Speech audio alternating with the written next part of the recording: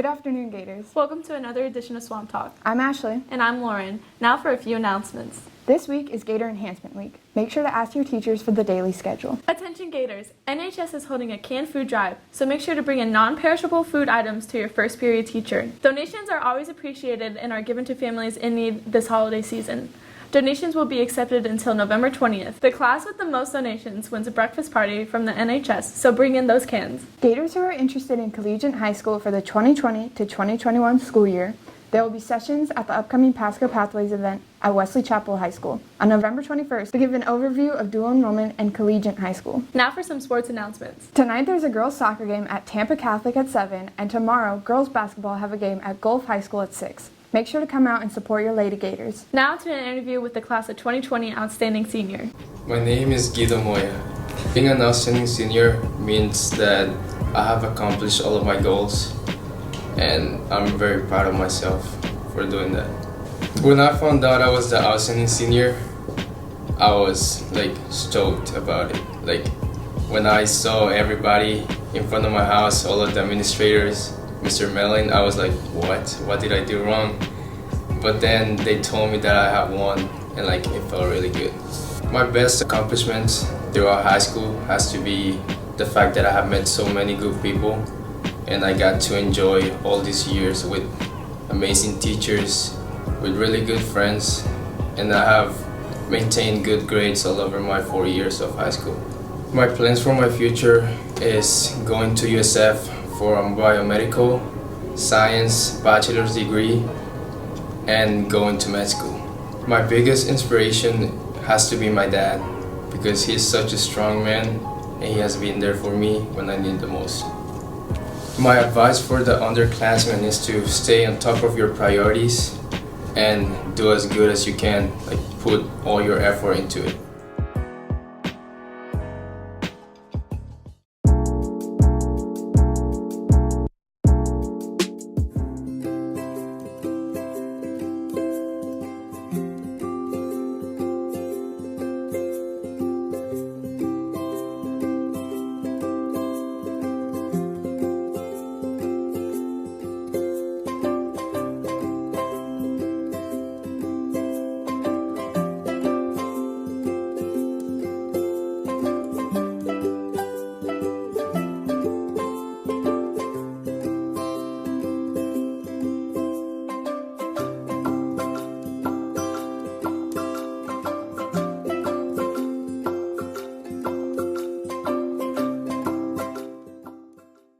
Now to a segment honoring National Transgender Remembrance Day. Jack. I go by he for years now. I'm Mr. Berger. I go by he as well.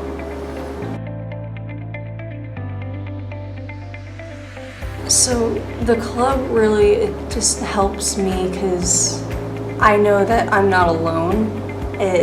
There are so many people going through different things, and a lot of it's pretty similar to the stuff I'm going through. So it's just cool to have somebody to talk to that understands what I'm going through. A safe space, really. Yeah. Mm-hmm. That's what I was going to comment on, that the club is a safe place for people to come to meet people who are like themselves, who may just want to sit in the same room. They don't necessarily have to say a lot, but they just want to be around other people who know what they're going through, and at least can maybe even give them some advice or just be a warm person to be around, because sometimes in families it's not that way. Some people's home lives are definitely tumultuous with anger and frustration and a lot of lack of knowledge, and parents don't always understand what their kids are dealing with, whether it be transgender or any of the LGBT spectrum. So the club does definitely give people an opportunity to be themselves.